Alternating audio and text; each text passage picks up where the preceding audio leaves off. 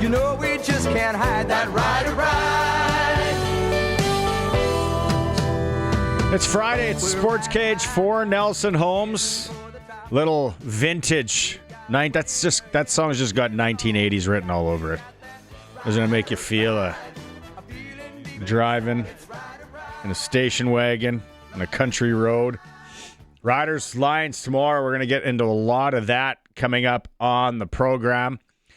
It's Barney with you. Colson's in the pocket. We're going to have a number of guests pop in and on the Western Pizza guest hotline today.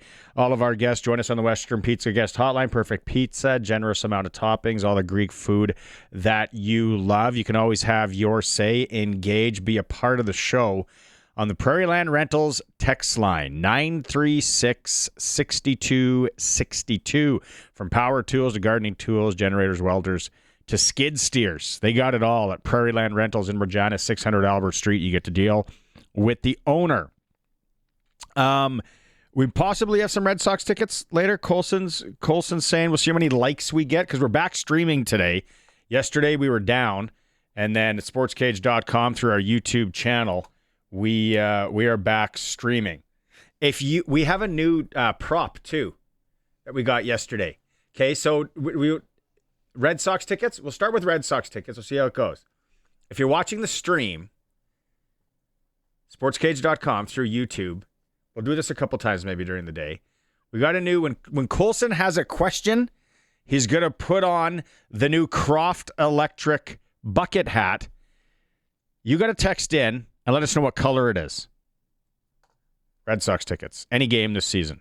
Regina Red Sox are in Okotoks again tonight. They lost 9-3 last night. That was quick. You didn't give them much, Colson. That was a real quick buzz. As for guests today, Luke Mullinder standing by. They're in Vancouver. We'll talk to him about the game tomorrow. Mark Johnston from Play 92, also the in-stadium announcer, extraordinaire, entertainer for the Riders. He's going to come in with BK Woldu, and we are going to talk about, I use this word a little bit too much, but unbelievable initiative in Regina that BK and his team are doing. I've read about it. I can't wait to talk to him about it.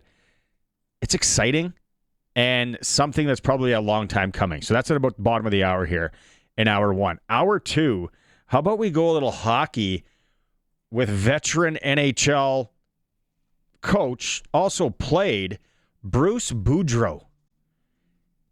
He's very good. You see him on NHL Network and TSN and all that. He's coming to Regina next month with Arash Madani at the Royal Regina Golf Course. A couple tables left for that event. It's going to be great. Bruce is going to join us in hour two. We're also going to hear from Saskatchewan Roughriders Tommy Neild, likely making his Rider debut this week after battling an injury since training camp. Hour three, Rider legend Scott Schultz from Moose Jaw is going to join us. And then another edition of Prairie Golf Gems. Today, we are going to look at the Thompson Lake Golf Course. I had no idea. Saw a picture of it. Somebody sent it in on the Prairie Land Rentals text line. Said, hey, you guys should focus in on this course one day. Sent us a picture, and I'm like, well, that's not in Saskatchewan.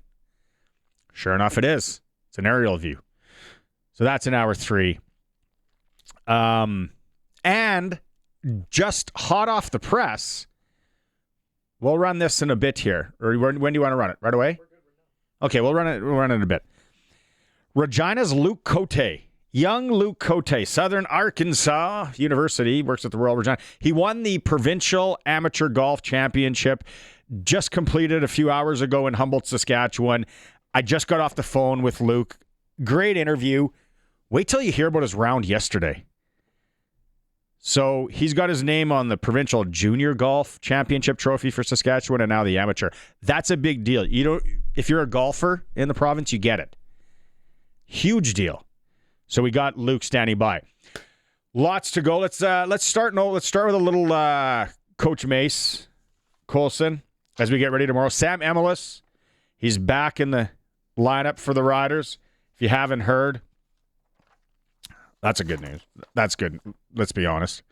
Tavon Campbell back in the fold for the Riders. But Coach Mace was asked about bully ball. It's being used by the team. Does that directive mean that they just have to be more physical? It's just, I think, just part of the mentality of the team. You know, we want to be known as a physical football team in all three phases. And, you know, unfortunately for us, we felt that we didn't show up in that manner last week. So, yeah, you know, it's just a style of play, just, you know, dominating your one-on-ones. So, again, I think, the guys kind of want to get back to that. Bully ball. I like that. T-shirts, Rider Store, heads up. We talked about this all week, too, with the guests that we've had.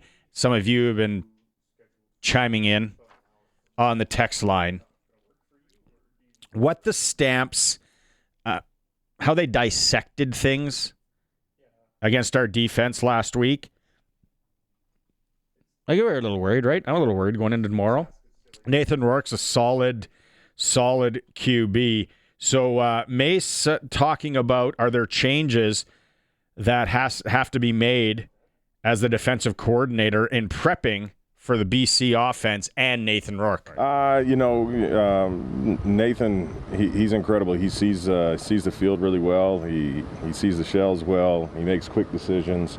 And obviously, like we talked about the other day, you know, if he doesn't like what he sees, he can go ahead and take off himself and move the chains, right? So you got to play him for everything, man. He's a really good quarterback, and, you know, obviously gets a lot of love in this league, and rightfully so. He's an excellent quarterback. So, you know, some things, the way you look at it might change a little bit, but ultimately, same thing. Whatever the heck we call, man, we just got to execute it. And then what about, have they shored up any of the holes in the zone defense from last week? Yeah, no doubt. I mean, it's just, you know, that's the gift and curse sometimes of being a zone defense, is if they find them quick, that they're going to be able to capitalize. But also, you know, even with our man coverage, you know, we just had busts. So a lot of it was mental busts, and some of it was, you know, VA was making excellent throws, as I'm sure, you know, Nathan's going to have a few that's going to make people say, oh my goodness, that's that Rourke guy. But ultimately, you know, if we can anticipate and make plays on the ball or understand where it's going, we have to shore up, and we have obviously talked about it, but we got to tighten up back there. What are y'all thinking out there? 936 62 62. They're going to shore it up. They're going to tighten it up. Nathan Rourke in Vancouver, BC Place Stadium. We hope so, right? How much can they change things up? Or will BC change things up from the game plan from 3 weeks ago, Mace talks about? Yeah, no doubt. Well, I mean, we'll see. I wish I knew everything that they would change up, then it would make life easier for everybody. But, you know, we'll see. You know, you can anticipate some things, but ultimately we got to see it in game and make in-game adjustments if need be. But, you know, certainly a lot of those guys that are playing outside of the quarterback, you know, we got to see. So there's some things that we were successful at even in that game. There's some things that we weren't successful at, whether that's tightening it up or changing it up. You know, ultimately, I guess we'll see on game day. But, yeah, you can't always just be stagnant. All right, that's Coach. So we get ready for tomorrow. Looking at the Prairie Land Rentals text line, top one there, Gary in Winnipeg. He's sending in a prediction already. We're not playing Pick the Score today, but I don't mind it. Prediction. And he's going Riders 24, BC 13. The only thing is I think BC is going to score more than 13 points. I think so. Anyone watch that game last night? Montreal and Toronto? And Dustin Nielsen was going to send him a text and be like, buddy, Chikai. He talked about early on, he's like, anybody that has the under in this game looking good, because it was like 4-4. It's like a hockey game. And then I took 51 as the over-under. I should have waited for 51.5. It ended 51, so it's a push. But Montreal comes back. Toronto loses it.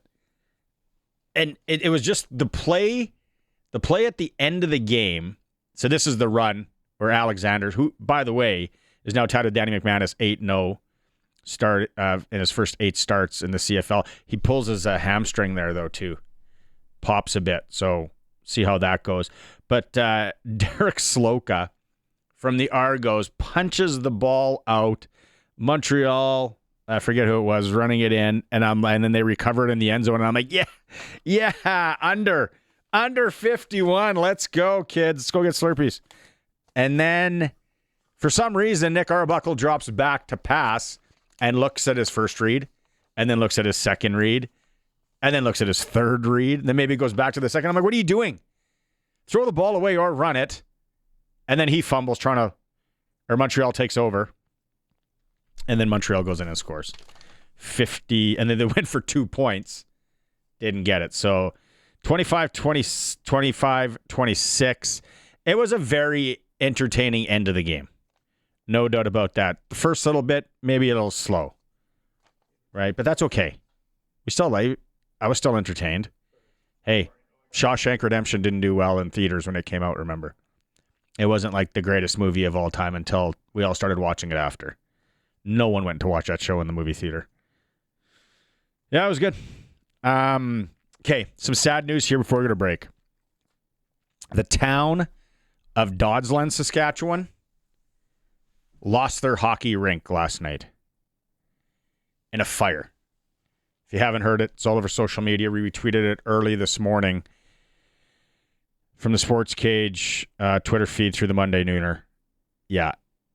Anytime a small town loses anything, the cafe, the hotel, the home hardware, whatever, losing a hockey rink, and in 2025, erecting a new one, putting a new one in, not easy and not cheap. So that is, a lot of you out there listening are either from small towns or you're in a small town right now or going back to a small town. You know, if you lost your town rink, how devastating that would be. Awful news. Awful news. For the province of Saskatchewan, especially the town of Doddsland and surrounding areas. I think there was a shutout, like plenty, Kerrobert, firefighters from a number of neighboring towns came in to help. And, just they couldn't do it. So the mayor of Doddsland says they're going to try and do everything they can to bring it back, but that's going to be tough. So sad news there, for sure. Let's go to a quick break. We come back. Luke Mullinder standing by in British Columbia. It is the Sports Cage. We are streaming again at sportscage.com and on the home of the Saskatchewan Roughriders, 620 CKRM. For Nelson Holmes on Friday. Tomorrow's a Rider game day, so don't forget all participating KFCs in Saskatchewan. $4.95 End Zone Big Crunch, $7.95 Big Crunch Combo. All participating KFC locations in Saskatchewan. Let's go out on the Western Pizza Guest Hotline. Standing by patiently is our color commentator on the Rider broadcast, Luke Mullinder, who is, are you in BC? Are you guys leaving, Luke? How are things going there? No, actually, I am in Saskatoon in the airport right now. I was at back to Batoche celebrations with the Métis Nation today and visiting with some of our friends out there like President Glenn McCallum. So enjoyed a nice day and celebrating the importance of Batoche, but now headed to BC to hopefully witness a Rider win. I biked to Batoche once, our grade 8 class. Looking back now, they would never allow that. Inner city school from Saskatoon, biking all the way to Batoche, spent the night in Rostern. For some reason, that was allowed back then. Batoche is a fantastic place. Lots of history there. The Riders need to do what compared to last week to win this game tomorrow? They need to play a little bit better up front. I think that that was the first time that we saw our defensive front pushed around. It was the first time that we saw our offensive line really struggle in spots against a pass rush. So I think it obviously starts and ends up front. So you got to play better up there. Got to stop having the coverage breakdowns and mental errors. I think that they were hit with against Calgary, but better execution all around, obviously. So this is going to be an important game, and especially in the West. where things are kind of turning on their head. We saw a great game in Montreal. I was listening to you talk about it, leaving, and the Argos getting losing that in the last second. That was, it just goes to show you how close a CFL game can be, but more importantly that every second and every last minute counts, and you got to be playing hard. So it's going to be a good game though, because again, BC plays a lot different with Nathan Rourke in there. They had a ton of success both on the ground and in the air against Edmonton, but that's Edmonton, right? And the nice thing about losing your first one, especially at home to a good Calgary team, is you have lots to watch on film for the whole week, right? You get to evaluate yourself against a really good opponent. You get to see where you need to make your corrections, and more importantly, where you can play better. Who are you excited or curious to watch now that's back in the lineup? Let's go. Sam Emelis is back in. We're going to see Tommy Neal maybe as well, or Dre McCray on the return game. Any of those really interest you and intrigue you? Yeah, I think Dre McCray is an interesting guy. I really liked what he did in training camp. Thought that he did everything he could to earn a roster spot. And with Mario Alford going down, I think Dre McCray gives us a guy that doesn't give us any drop off in the return game. I think that he's got a potential to break the game open here on Saturday. And again, when you look at the offensive and defensive struggles that Riders went through last week, it just shows you how important that special teams phase of the game is, especially if you're able to flip the field and give your opponent a tough starting position on their drives and give your teammates a great starting position on their drive. So I'm really looking forward to seeing Dre McCray. Again, I'm looking forward to seeing a bounce back from the trenches. Defensive guy, let's say you're coaching the team, you're coaching the Riders. Do you play a little bit more man against Nathan Rourke, against BC, or do you kind of just maybe try and pressure it more from the zone?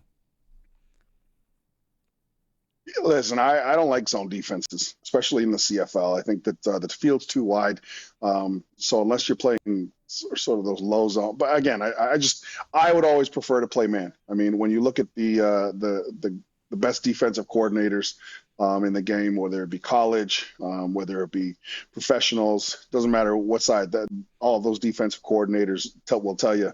You got to have a defense that can make a one-on-one tackles, but also be able to play man defense. It makes everything easier. So especially in the CFL, again, you got such a wide field. It makes those 2nd and 5 throws so much more difficult to defend. I just feel like, especially in the Saskatchewan Roughriders case, I feel like it's been a weak point in the strategic rollout of the scheme. BC's been known to give up a little more on the ground than some teams. Would you be absolutely shocked if the Riders don't stay with trying to establish that run game? Well, it was interesting. You didn't see it a lot from AJ Ouellette last week, right? And I think that it's easy to say, oh man, well, we didn't run the ball at all, right? And that was such a critical part of our offense. I think that you come into this game really understanding that, this is a copycat league. So BC is going to be like, yeah, Calgary did a great job of taking AJ Ouellette out of the game. Let's do some of the same stuff, our scheme, right? So I think the running game is always going to be a focus here for opponents moving forward, just seeing the success that the Riders had offensively when they had a good ground game going, right? So and it's a fair thing to do, right? Like if I'm a defensive coordinator and I'm able to take an important critical phase of an offensive attack away and make the team close or get the team closer to being one-dimensional, that's what I want to do, right? So I would imagine that BC is going to load up that front. It's not going to be an easy task for AJ Ouellette. But I think that the other side of that, though, is never shying away from who you are, right? And understanding that, again, if you get down, it doesn't mean that you have to go to the air. And I'm not saying that they did that in Calgary against Calgary last week, but I'm just saying if you see a concentrated effort by the BC Lions tomorrow to stop the run, it does not mean go away from it, right? It means just let communicate with the guys. Guys, look, man, they're loading up the box, for instance. Look, guys, they're bringing some pressures here on first down to try to get more guys at the line of scrimmage. We're gonna have to block better. We're gonna have to utilize the screen game, maybe things like that, right? You just have to recognize, but you can't get too far away from what made you win those 4 games and what made you such an effective team offensively, and that is the run game. So maybe run in Kadeem Carey out there a little bit more, but just continue to pound away at the thing, and because that's essentially the team that you told everybody that you want to be in the first 4 games. Yeah, and like you said, football in general, it's a copycat sport, so you got to throw something. Yeah, no, got to go throw something new at them. What are they not? Totally, what are they not? Right? I mean, what are they not preparing for? Yeah, I mean, they know you by now, right? Like you're on film for five games now. You know what I mean? So you're not going to surprise too many people, right? But again, you got to take advantage of those looks. So I think that again, BC took advantage of a really, really struggling Edmonton team. Obviously at home in BC. BC always plays well, and it's a tough place to get a win, but it is a winnable game. You're just going to have to play a little bit better because Nathan Rourke is a different team. Or they are a different team with Nathan Rourke. Controlled environment too. Brett Lawther, let's go. Let's get on a roll here.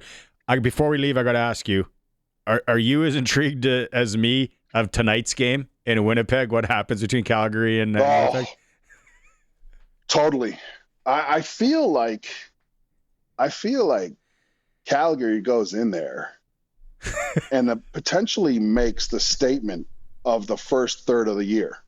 Like, that game last week, I mean, we billed that as potentially the best game of the year, and it was not because of the way Calgary dominated the Saskatchewan Roughriders.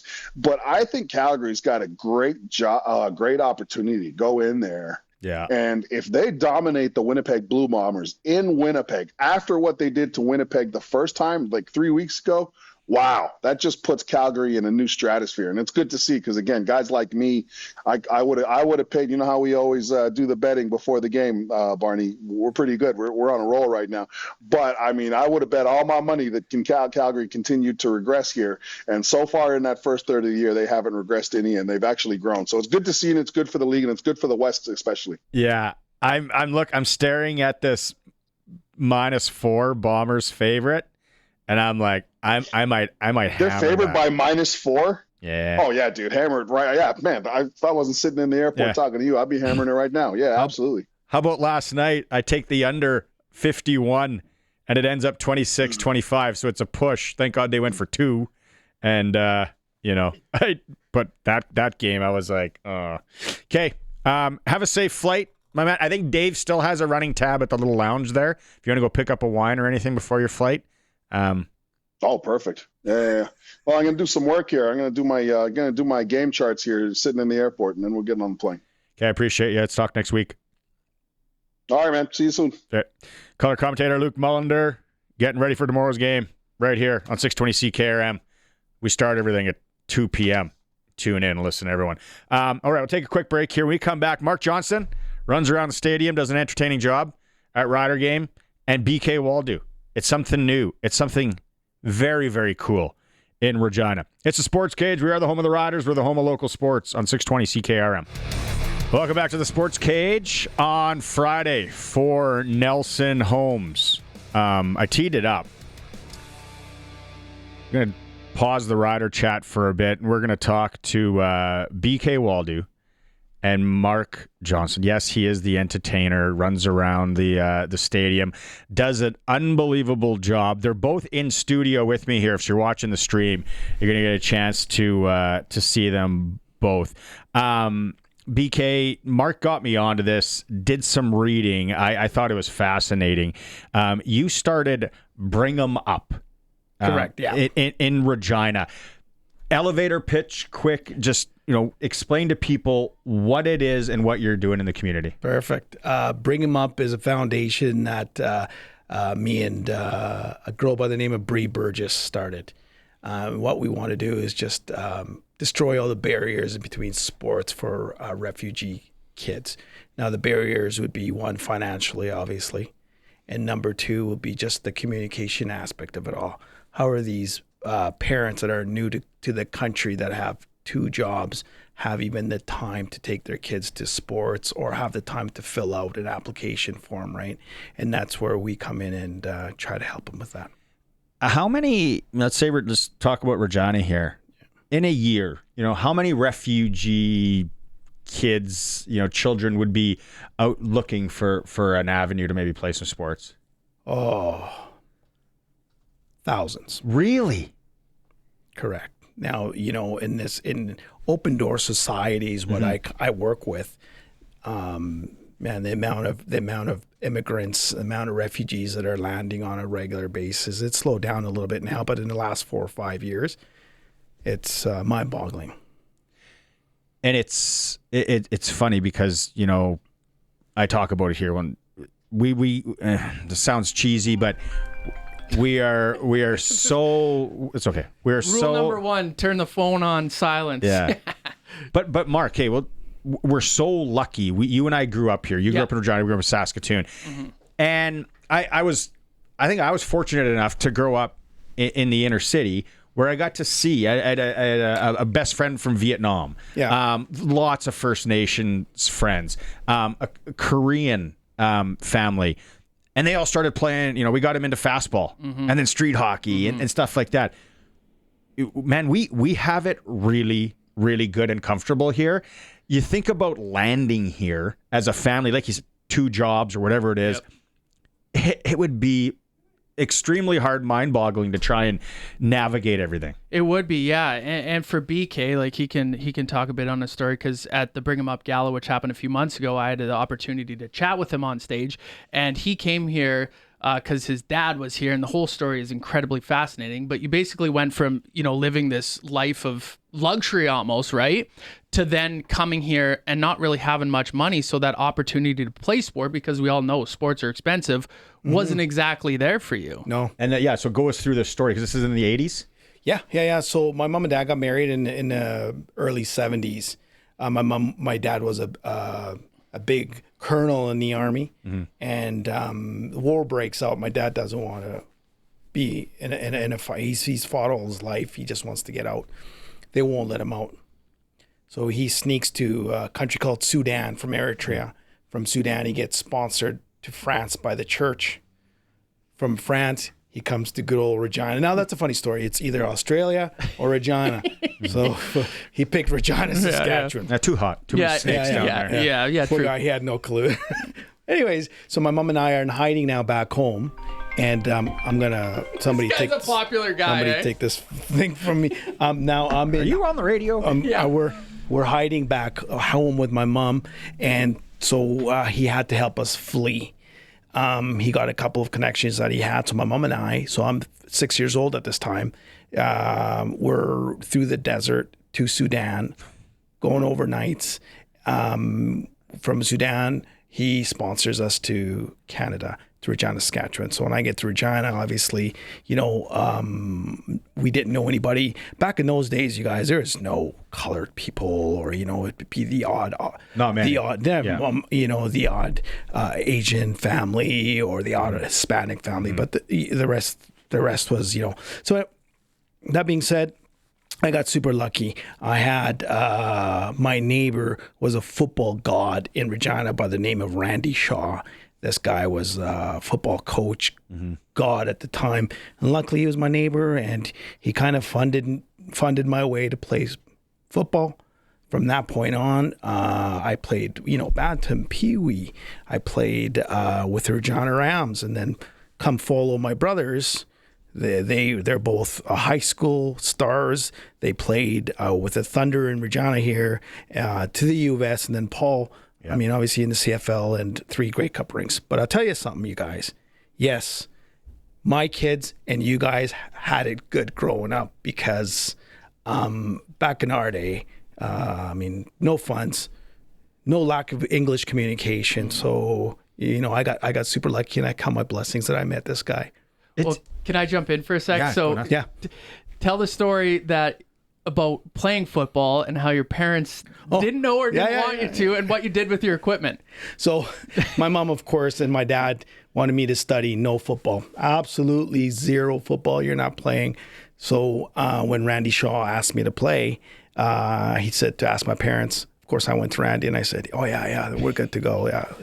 Yeah." The Colonel said it's okay. Yeah. The only thing is, we got no money. Yeah. So you gotta help me out. So what I would do is I'd go, to football practice, and then I would hide my my jersey, my equipment, my cleats.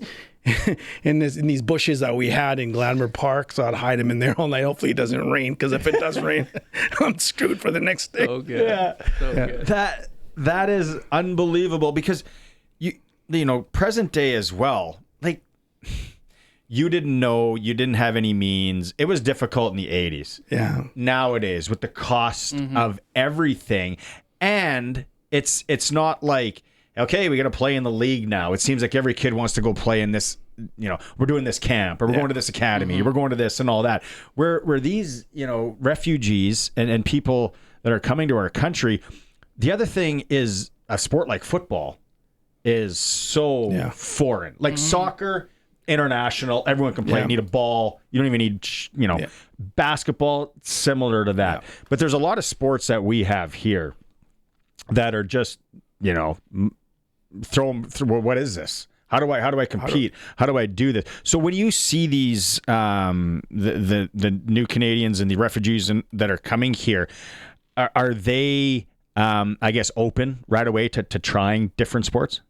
Absolutely, mostly at a young age. Yeah, right now we're hosting that basketball camp at Tuxedo Courts, and I look at these boys. These Nigerian boys are in grade 9, massive legs, just ginormous kids, and I'm thinking in my head, man, like, if I could just teach them just a little bit, that's all it'll take, and because they got the body and the frame for it.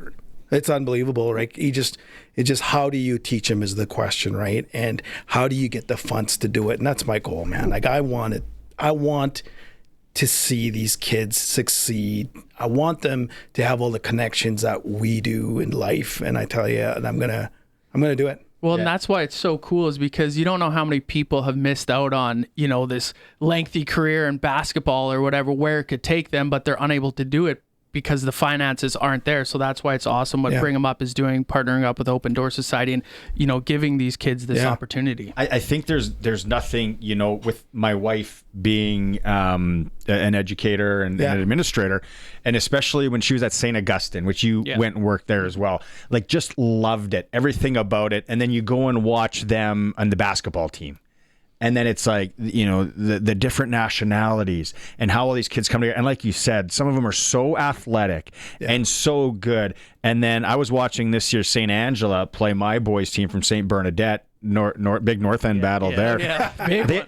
They had 2 kids that could dunk, right? So in grade 8, like, it's so cool to see and so rewarding. And then track and field. Oh, look out. Like, game over. Yeah. But it's so how do you mentioned the gala, like, if people and as this grows and all that, because I think we should totally be on board here, like, anytime you have anything, let us know. This is awesome. How can people help out there? How do businesses help you guys? Absolutely. Like, so the gala, just to let you know, you guys, we ended up raising $73,000. That's amazing. In one night for first year gala. For the first year gala, because you were there. Yeah, absolutely.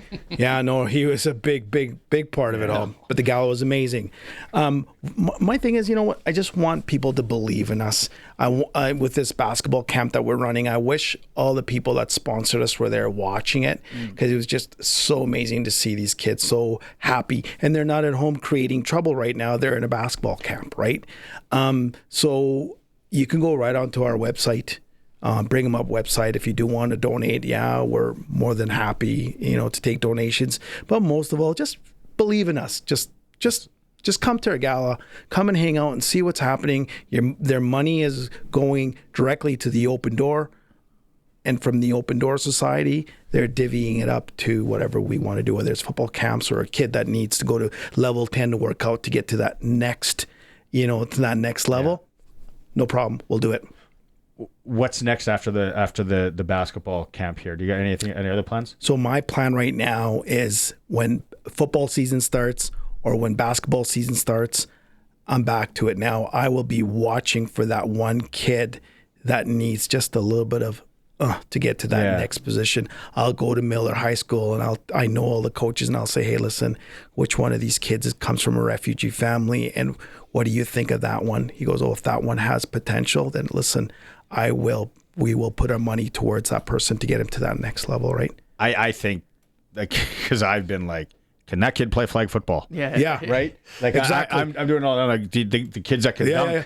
I'm like, and then we went and asked, and then the mom was like, and I'm like, it's flag football, just an introduction, because the kids are so athletic. So, again, anything that we can do as we go along here, like, reach out. And I think it's not just about the sports either, right? Because I think all of us can say that in our sporting lives, we've met lifelong friends as well. So it's cool that not only are they learning a sport and they're having fun, but they're also going to meet people that could be lifelong friends, which is really the cool part. And the connections you make throughout life. I'll tell you something, I wouldn't be sitting here if I wasn't an athlete at one time. I met every one of you guys that I've met is through sports. I'm glad you said one time because not really much of one anymore. This guy. And the other thing, because I tell my kids about this, and we go back to Saskatoon. We stay at Baba's house, and she still lives in 16th, right? And it sounds so cheesy, and it's always talked about and all that. But the sports, it gives the kids something to do, and without that, then it's like, okay, well, we're gonna, and you see it all the time. They start running with the wrong group, and then all this, and it is so true. So, man, this is so cool. Yeah, I love it. So the gala is coming again next spring. Yeah, we're gonna do it in May again, the gala, and like I said last year, we had 50 tables. Man, if we can get to that 70, 80 tables, how cool would that be? Well, and I think because you guys would plan on having another kind of chit chat like you did last year, where you get to learn about another, like your story. The time that BK could take telling his story is incredible. So I think that's a cool aspect as well to the gala, where you can have someone up there speaking. Yeah. Even Joe, who played for the Riders and now in the NFL, did a video for these guys, and it was really cool hearing his story too. Did you ever go by the bush where you hid your equipment? Man, I think they're gone. You did remember we did drive by there. I drove them there. I said, these bushes. You know what's funny? Those bushes, we used to throw eggs at cars hiding from behind those bushes as well, too. He tripped over his football equipment one time, probably got caught. I miss those bushes. Hey, kids. Egg thing was a thing of the past. Eggs are too expensive to do that nowadays. Don't be throwing them. Exactly. Thanks for coming in, guys. Thank you very much. This was, and again, anything that we can help, and I know Mark's helping out. Let us know. Awesome. Thank you. BK Woldu, Mark Johnston. Great story there. We'll come back in a bit. It is a SportsCage, streaming at sportscage.com. Sam Analyst back with the Riders tomorrow. Also, Tavon Campbell will be back as they get ready to take on the British Columbia Lions. Allegedly, they're opening the upper deck in BC tomorrow, so crowd noise could be an issue. AJ Allen thinks that they're going to be playing a different BC team compared to 3 weeks ago. I mean, the whole game changes with a different quarterback, so it's a matter of preparing for what's going to happen. Obviously, it can't be the same playbook when you have someone like Nathan Rourke down. So it's learning. It's learning, right? They played 2 games after that, so obviously things have changed and new tendencies, new things like that. So it's just for us to prepare and be ready. What an intriguing game in the league tonight. Calgary in Winnipeg. Another sellout in Winnipeg. Western Canadian Baseball League. Regina's in Okotoks. They lost 9-3 last night. Swifts in Weyburn, Medicine Hats and Moose Jaw, Saskatoons and Lethbridge. The All-Star game goes tomorrow. The Blue Jays back playing hardball tonight at home against San Francisco. And the Provincial Amateur Men's Golf Championship wrapped up in Humboldt. Regina's Luke Cote is your champion. Cote fired a -7 yesterday. He talks about how he had everything going that round. Well, I hit it really good the first 2 days and just made nothing. So I was kind of going into day 3, knowing that if I hit it the same way I did, and I actually got putts to fall, that I could post a number like I did, and I got off to a really good start. With the 4 birdies, and which is kind of what you got to do out there in Humboldt. The front nine's pretty gettable, and then I was just hitting it really well. Putts were falling, and kind of had a little bit of a rough finish, unfortunately, but still it was a great round. And at the Open over in Ireland, Scotty Scheffler leads by 2 over Matt Fitzpatrick. That's your sports ticker for Reliance Heath Water Heater Rentals, keeping you in hot and soft water. Call on Reliance. Hour 2 is going to start with Bruce Boudreau. It's a SportsCage, streaming at sportscage.com.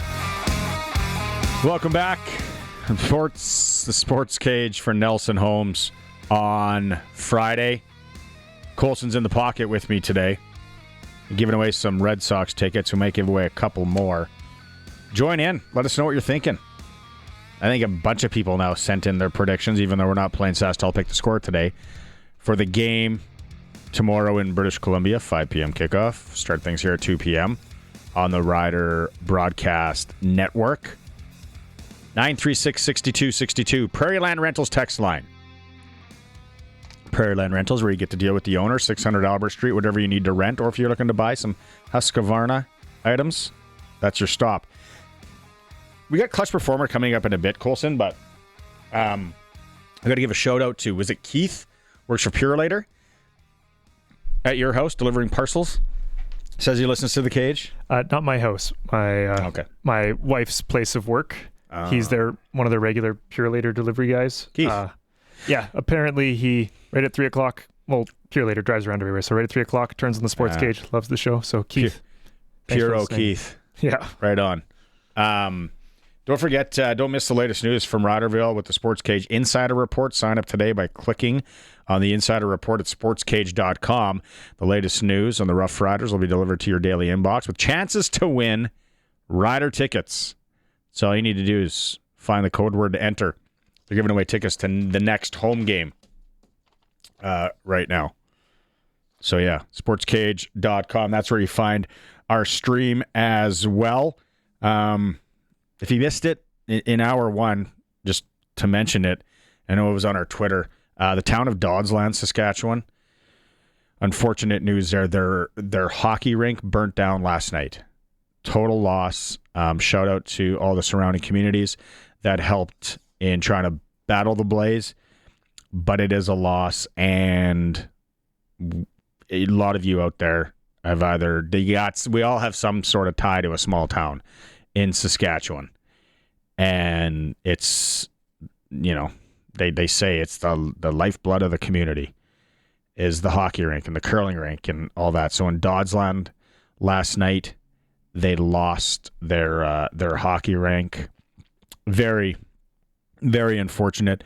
I know they still have a senior team out there. Obviously, lots of youngsters and minor hockey go through Dodsland. So that one will hurt. On the Rider front, we mentioned Samuel Analyst is going to be back with the Riders tomorrow night in British Columbia. Also, Tavon Campbell is back. We are going to hear from Tommy Neild as well, who should be making his first start as a Saskatchewan Roughrider. He got injured. He's back, so he's in the lineup. So looking forward to seeing what he do. Emelis and Neild on the field as well. We're going to get to a Tommy Neild interview in about 10 minutes time here. But right now, out on the Western Pizza guest hotline, because it is Friday, no one likes to cook.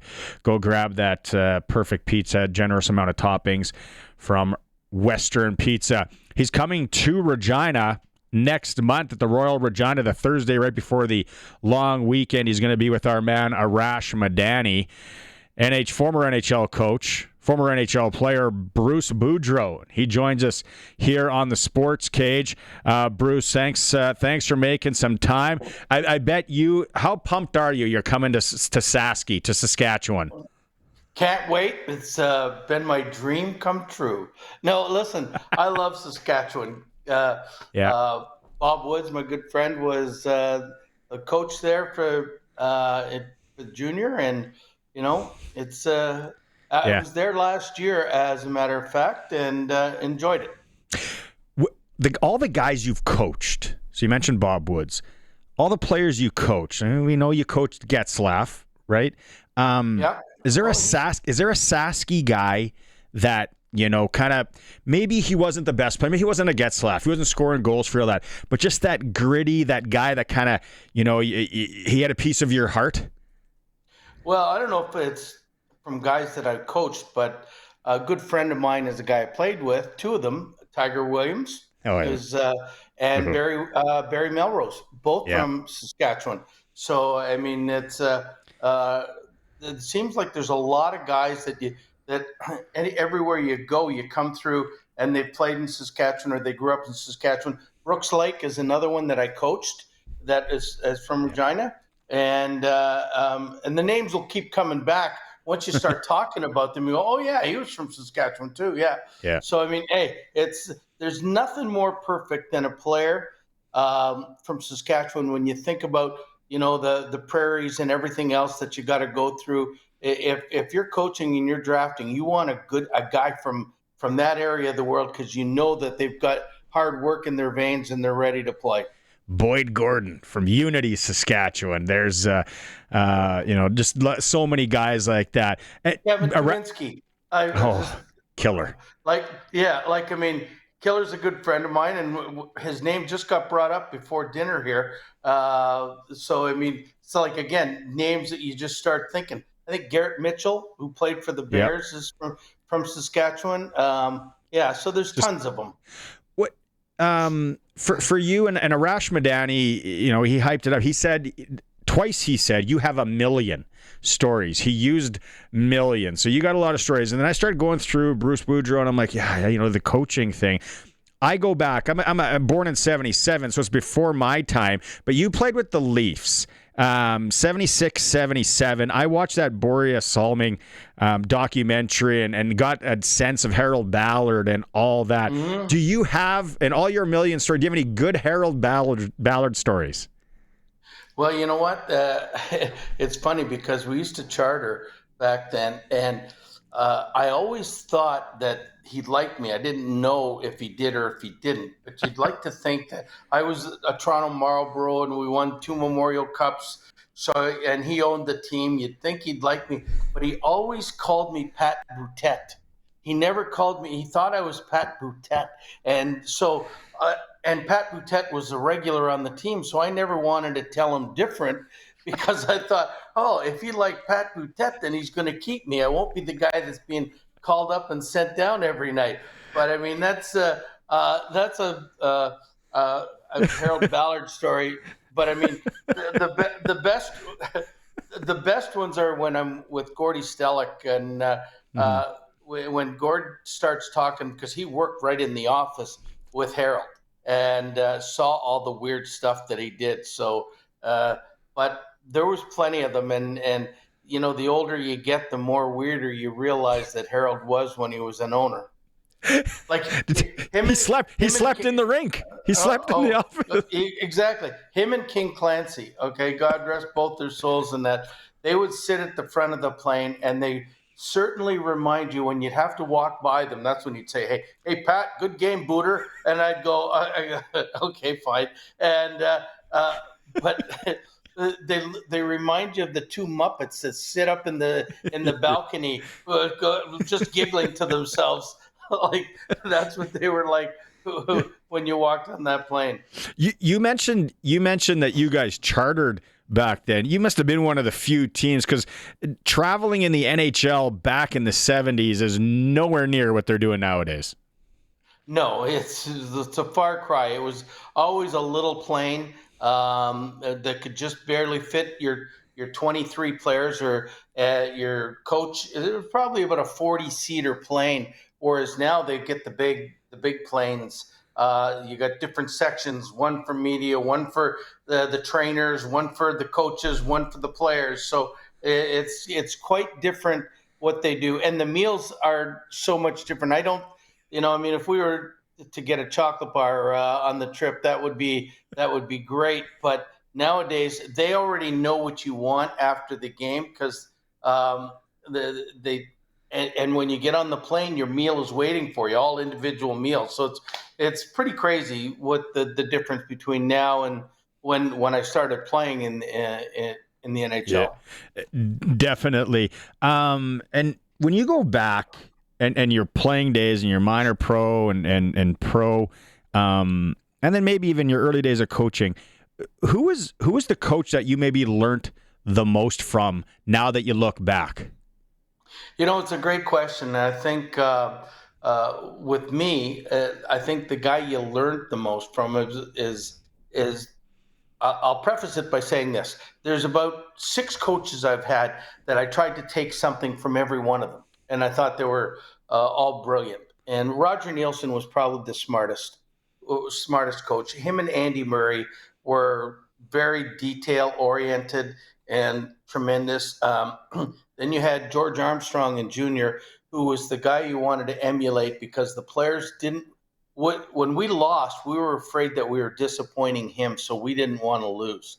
And so I wanted to be that kind of coach that knew what I was talking about, but the players wanted to play for you so bad that they would go through a brick wall for you. That was sort of my thing. But I mean, I've had the good ones. I've had the old style coaches that, boy, I mean, if you turn around, they're going to shoot you.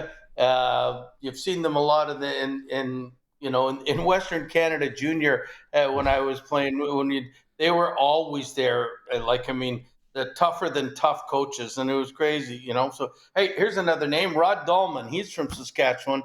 I played with him in Springfield, and him and I think Mick Bakota was. I don't know if he's from Saskatchewan. Yeah, he is. But, I mean, they both got. They were my wingers, and they both got 400 minutes in penalties. They couldn't score or skate. But boy, you didn't want to bother me because I had the greatest cavalry in the league, so it was great. I can't wait for the event coming up at the Royal Regina. A couple of tables available. I'm going to be there, Bruce. Arash owes me a number of pints over bets throughout the year. The one thing that we have in common, you played with him. He briefly coached me in junior in Pittsburgh as Steve Carlson from the movie Slapshot. Yeah. We'll all remember that. So Arash says you got a number of Slapshot stories because you were involved in that movie in a number of ways. Yeah, well, I was in it. I was lucky or unlucky enough. The Minnesota Fighting Saints folded, and I went back down to Johnstown, which was their farm club, just at the time they were making the movie. So it was pretty interesting, quite frankly. The stories you can tell. There's a lot of stories you can't tell, but I mean the stories that you can tell. Funny things like the one day George Roy Hill came in and he says, "Okay, I need a scene today." It's a big difference between making movies back then and making now. He says, "I need a scene today. We need an apartment that's really sloppy and messy and just sort of worn down." And everybody stood up and pointed to me. And so we used my apartment in the movie where Paul Newman is lying on the bed with the dog and everything else. And that's my apartment. Pretty proud of it. But for $50 a month, I wasn't getting much more than what you saw was the bed and the kitchen. Because I asked Arash, told me the story. He's like, yeah, they used his apartment in the movie, and I'm like when he's got the towel over his head and he's trying to get a nap, and Killer calls him and says, "I want that bounty," and then and the dog's in there. So that was your apartment. Like what a crazy story. Did I read this correctly? You're the owner of a couple of junior hockey teams? Yeah, here in Pennsylvania in Hershey, we own a couple of, I would call them, junior B to junior C teams. And there's a junior C team that feeds the junior B team. And yes, but I don't do much. I tell my wife I'm just the eye candy for this thing. My one son coaches it. My wife's the president and GM. So when we don't make the playoffs, I blame them. I just say, hey, listen, that's all you guys right now. I'm just sitting here. But it's fun. It's fun. Being involved in hockey. We have our hockey school in 2 weeks in Canada that we've had for 40 years. So, it's all I know or do. So it's created a lot of fun stories and a lot of good times to go along with the bad times. I thought you were going to say, we got some things in common that you got fired by Vancouver too. But I didn't go that far. So, I guess. I guess you were one of the fortunate ones that didn't get to Vancouver. No, I only get fired in Saskatchewan. I keep it in the 306. What's your take before I go any further on the NCAA and now the major junior kids being able to come down, and then Gavin McKenna allegedly signing or getting that kind of money, however he's going to get it?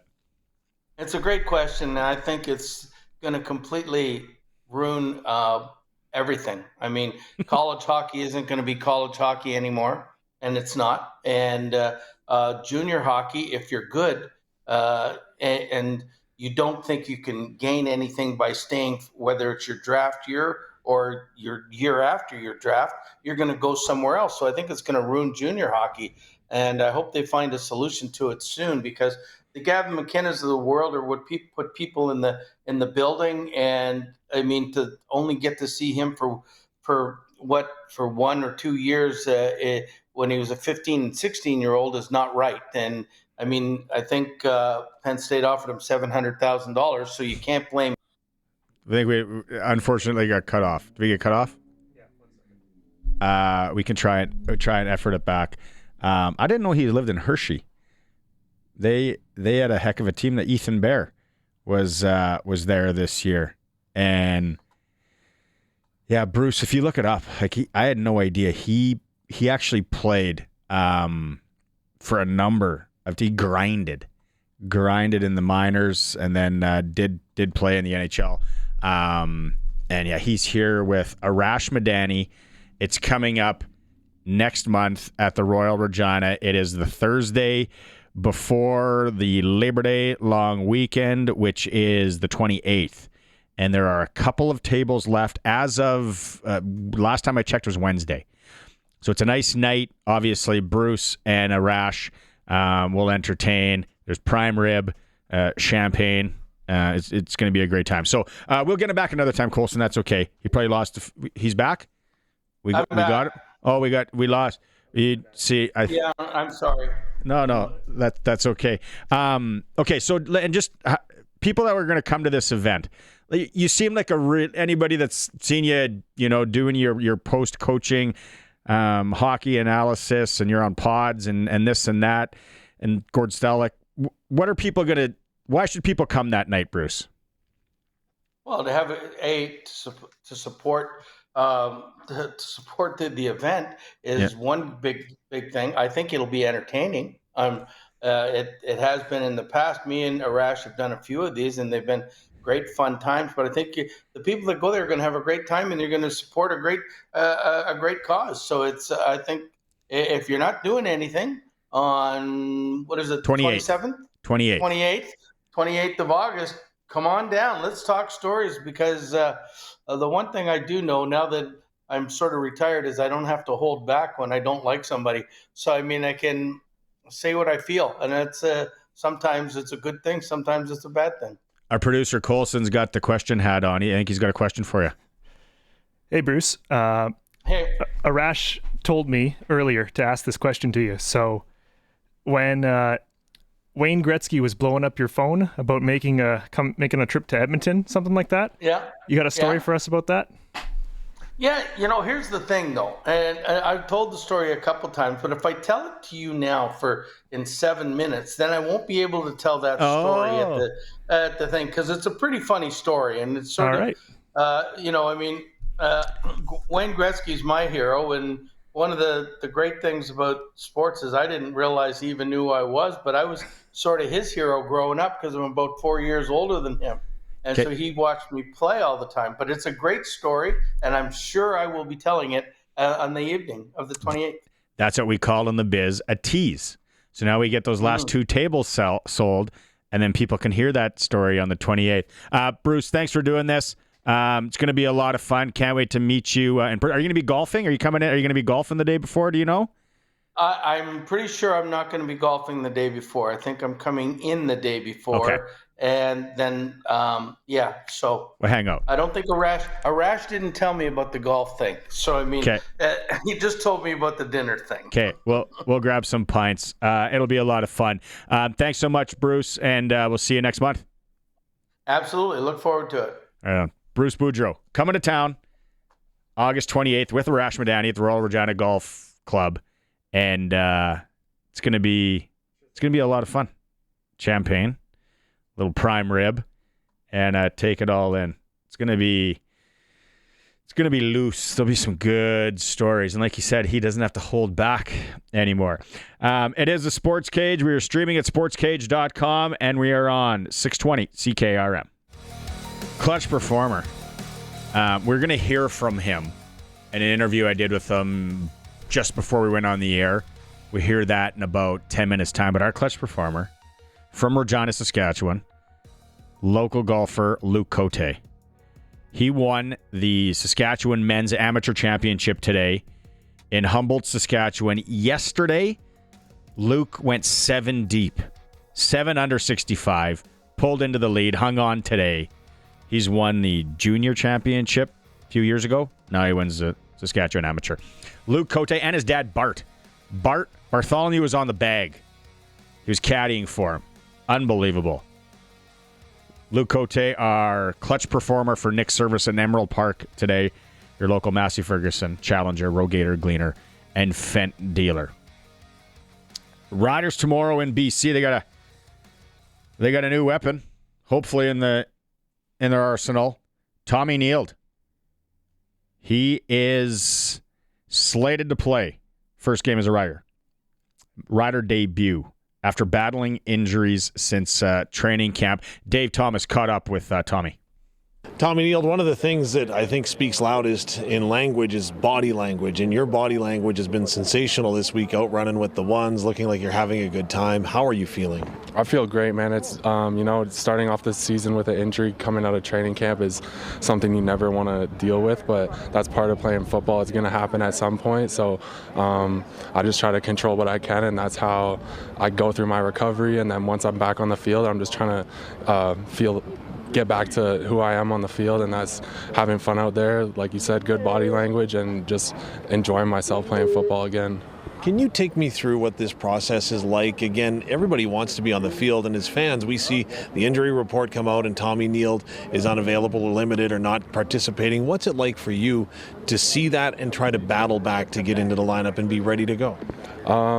It's like, like I said, not playing, it sucks, man. You never want to miss practice, miss games. You feel like it's staying mentally locked in and positive during those times and staying on top of your recovery, like I said, controlling what you can, and that's how you respond to situations where you might not get to be on the field, or and making sure you're still going to the meeting, staying mentally locked in, staying in the playbook, so when you are back and healthy, you can hit the ground rolling and try not to miss a step. True or false question for you.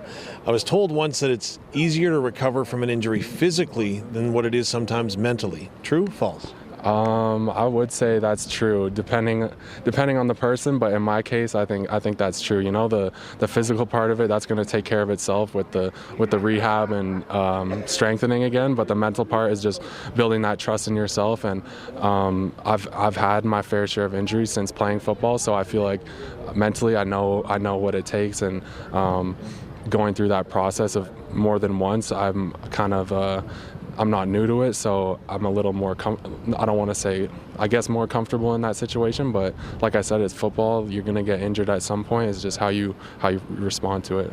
Tell me about being in the receiver room and stepping into that lineup that really can showcase anyone any day, because you just never know. What's it like? It's awesome, man. Like, you see it. There's been multiple guys where they've had their day on game day, and it doesn't matter who's out there. Like, our whole group can make plays. I'm confident. We're all confident in each other. We play together, and it's a good group. It's exciting with whoever's out there. Honestly, like, it doesn't matter. Trevor Harris says, you know what, I've got confidence in everybody. Yeah. What's your confidence in your quarterback? I've got great confidence in Trevor. I've got great confidence in all our quarterbacks. I think that's built in training camp, it's built in practice, built in the meeting room, and it doesn't matter who's out there. This is a solid group. We play together, and we're gonna make plays. I know that the idea is to go 1-0 each and every week, so no one game is more important than the rest. But is there a little more incentive this week after the way last week against Calgary went? It's really obviously we have a bitter taste in our mouth from last week. You want to go 1-0 every week, but you just take things one day at a time. That's one practice at a time, one play at a time, and if you continue to get better each and every play, every day you were from the day before, then things will take care of themselves. But I expect, do you want to run some AJ? Like every week, us to come out fast, play hard, and do what we do. Tommy, appreciate the time. Look forward to seeing you out there. Yes, sir. Appreciate you. All right. Yeah. That'll be... I like it. Sam Emilus back in. Sprinkle in a little Tommy Nield. The Kadeem Carey and AJ Ouellette. Now, we're going to see more Kadeem Carey tomorrow. Are we going to? Are they just going to hammer AJ Ouellette and establish that run game like we talked with Luke right down BC's throat? Is that the play? And then I'm really curious to watch and hope that Brett Lawther gets it going. That's got to be. I was talking to a guy the other day, and I think we've talked about it on the show, and I'm sure a lot of you out there think about it as well. How hard it would be to be a kicker, and if you're in a funk, to get out of that, because you got the snap, you got the hold, and then it's you. So hopefully those first two things go smooth, and then it's you. And if you're in your own kitchen, as they say, I don't know. If you are a golfer, you know what that's like. Your swing, you don't know where it's going. For me, it happens a lot. High handicap, and I'm not even joking. It's true. I'm brutal right now. I don't know if it's going left or right. I'm going to top it. I'm going to pop it up. So, it's controlled environment in BC, so that'll be a good thing. And let's just hope he gets on a roll. Is it one of those games tomorrow where we see like 4 or 5 field goals? One of those. And the over-under. Hey, SportsCage, I know there's a bunch of you listening that always listen and try and help me with my Sprinkleville. 52.5. That's a tough number. 52.5. BC's 2.5 point favorite. I like the Riders on the money line. But I like some props. How about tonight? Calgary, Winnipeg. Like we talked to Luke when we run that in hour 3 if you missed it. That is an intriguing CFL football game. Rag on the league, rag on the rules, rag on cities, whatever buzz you want to go with. Hot take. That's an interesting football game tonight. Calgary in Winnipeg, sold out. Winnipeg's a 4-point favorite. I'm intrigued to watch. Anyway. So yeah. Oh, there's some text coming in. People helping with me, helping with my bet tomorrow. And then how about a little prop? How about a Sam Emilus anytime touchdown? Joe Robustelli anytime touch. See, Robustelli was last week. Maybe it's a Keyshawn Johnson or a Dante Myers kind of game. Open up with a touchdown. Trevor Harris was slinging it around the park though. You know what's a safe one every week though? Kenny Lawler anytime touchdown. That guy's good. It's like the catch he made last week too. That guy's good. That could be the most entertaining. It's I don't want to say the best receiver in the CFL because I don't know. Do we know? Do we really know? But he's an entertaining football player, and he's up against Eugene Lewis. Little self-assessment, little self-challenge for those two this week. Other than that, I have no interest in watching that football game. Hamilton and Ottawa, and it's the Open, right? This weekend is watching golf from 3 a.m. till 9 a.m. Scotty Scheffler leads. Old Scotty really loves to win guy. Really embraces a victory. Yeah. Okay, we'll go to break. And when we come back, local golf, Luke Cote. I caught up with him just before I went on the air, a little interview, as he won the Saskatchewan Men's Amateur Golf Championship.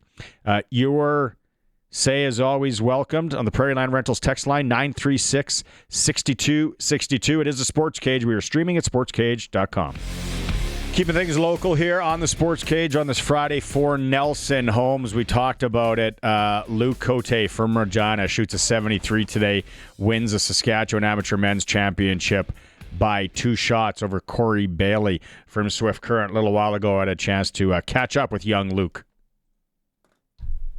Luke Cote, the 2025 Saskatchewan Amateur Men's Champion, joining us here on the Western Pizza Guest Hotline. Luke, that sounds pretty good, right? Sask Amateur Champion.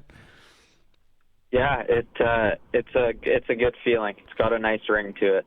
What happened? Let's go through yesterday, man, because you're trailing going into yesterday. Then I see what you're doing. I think, correct me if I'm wrong, you're like 4 deep after 4 holes. You finish with a 65, which is -7. I think what all clicks yesterday? How does yesterday go?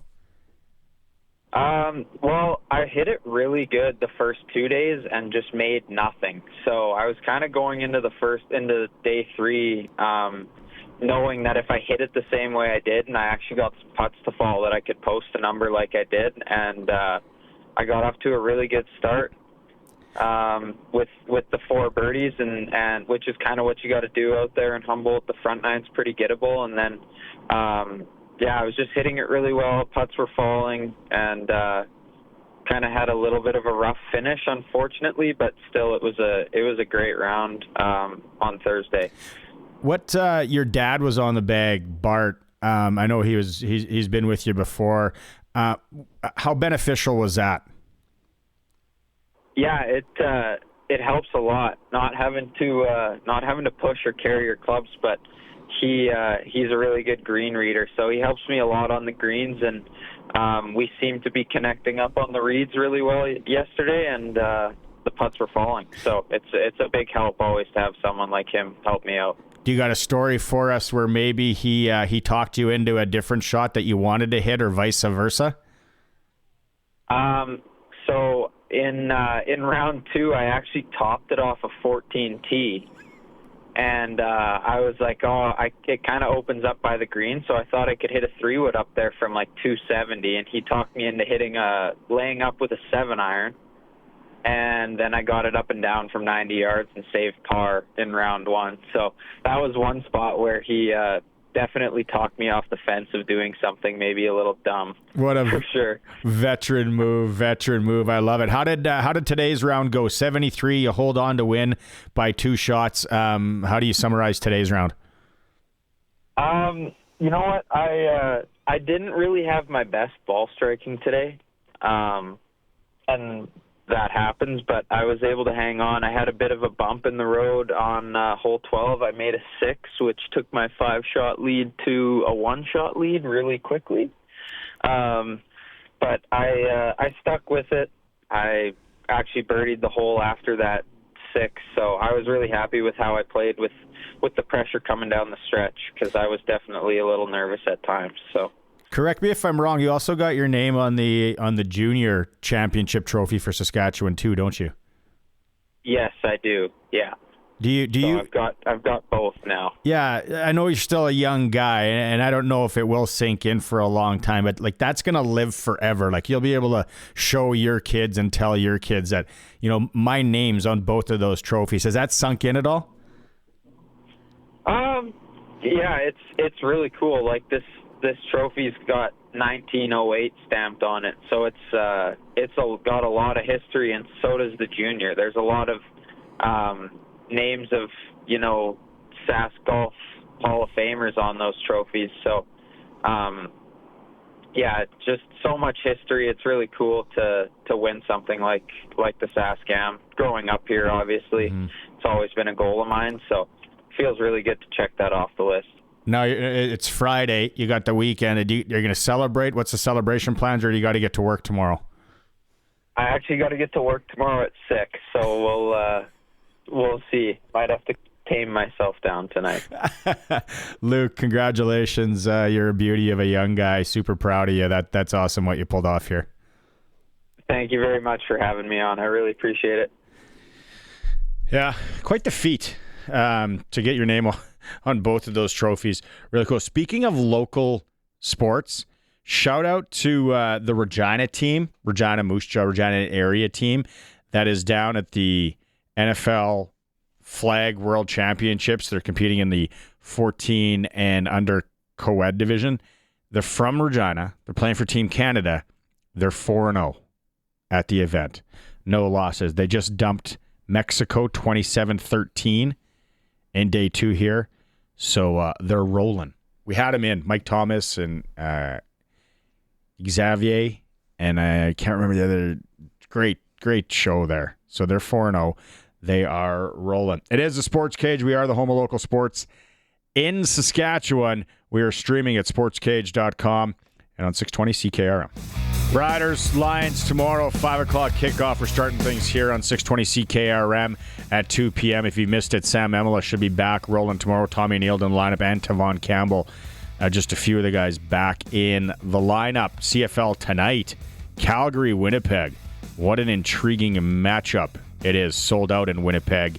Again, Western Canadian Baseball League, Regina's and Okotoks lost 9-3 there last night. Swifts in Weyburn, Medicine Hat in Moose Jaw, Saskatoon's in Lethbridge. The All-Star game in the league goes tomorrow.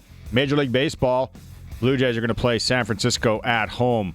Series starting tonight. Provincial Amateur Golf from Humboldt. If you missed it, Luke Cote won on the men's side today, 73. He wins over 2 on top of Corey Bailey from Swift Current.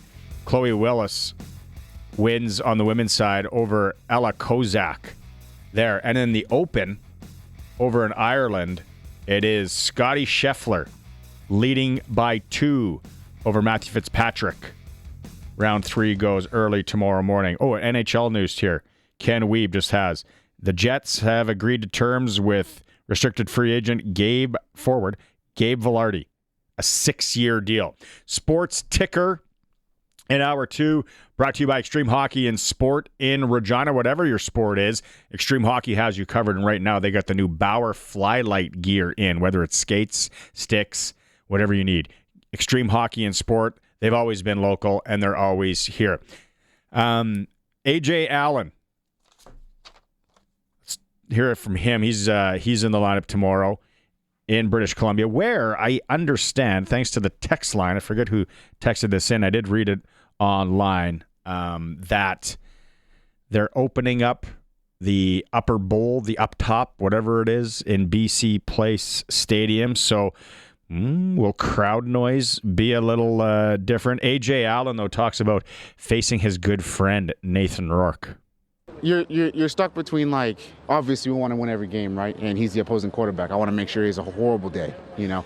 But also at the end of the day, like, again, he's a great guy. He's a friend. So you want to see people, you know, get out the game healthy and stuff like that. But I hope, with all due respect, I hope he has a horrible day. I hope he can't see. I hope he's got 2 left eyes and 2 left arms and 2 left feet as well. And he throws 17 interceptions and he rushes for negative 80 yards. What else? And he fumbles 8 times. I hope that, you know, because that means we're having a great day. So, again, I obviously wish him the best and all that stuff. But right now he's the opposing quarterback. And we got things to do and things to achieve. So, 2 left eyes. Don't think I've ever heard that before. 2 left feet, yes. 2 left eyes. And 2 left arms. 2 left arms, yeah. A little bit of everything. Allen also talks about if it's easier to reset after a game that Coach May says they got their butts whooped. We did. You know, we got our butts kicked. And I don't think it's ever easy, to be honest with you. Because, again, we're all striving to be great. So you have a good game.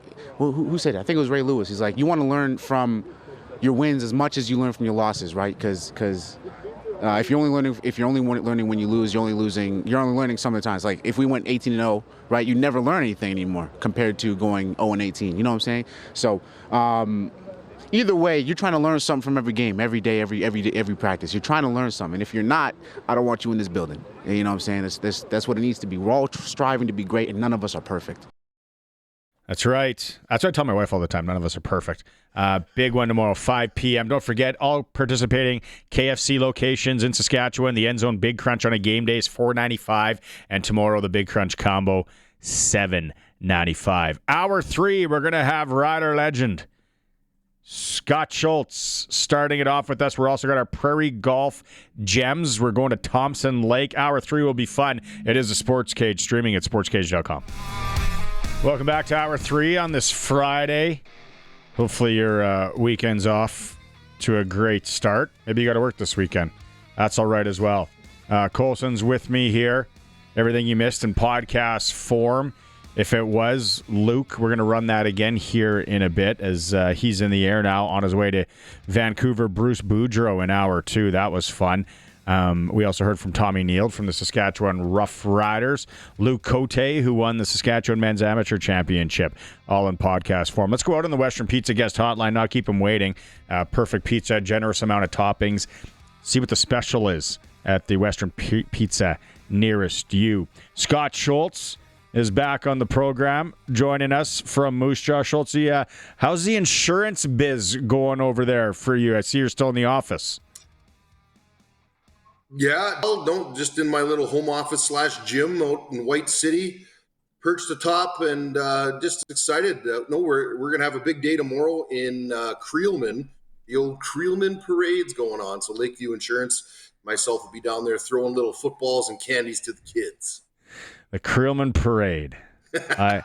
I love it. Yeah, they allow you to throw candy because now in this culture, at some parades, you can't throw candy. I always liked, I know we go to Whitefish, Montana in the 4th of July parade, they throw freezies. Smart veteran move. Oh, yeah. Some freezy action out it's there. All, you know what? I'm used to being in BC place where they throw batteries and Skittles at you, so it don't matter to me.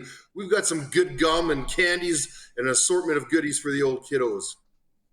Throw out a dip to some of the old timers standing by as well. But don't give anybody ideas about throwing batteries too. Geez, that's you see that back in the day. It was the Major League Baseball, the battery giveaway that one team did. What an idea that was. Speaking of football games, let's rewind to last week. How do you dissect? Oh, yeah. How do you look at that smoke delay, everything that happened there? As a guy that's played in the league, probably haven't seen anything like that where you get delayed till another day. No, I participated in that blackout game, and if you remember, I punted the ball into the stands after a blocked punt, and then all the lights went out. So I get it. I get how that can be frustrating. I was actually in the stands up in the AGT lounge. We made it till about 10 o'clock, and it was nice and cozy up there.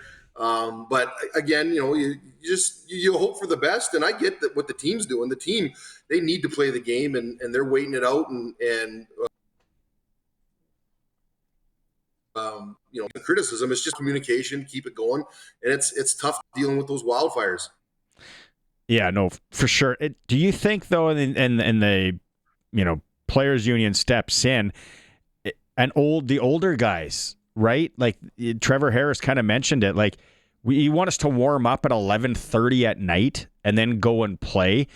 For the older guys, we're running into a little bit of detriment on the old body.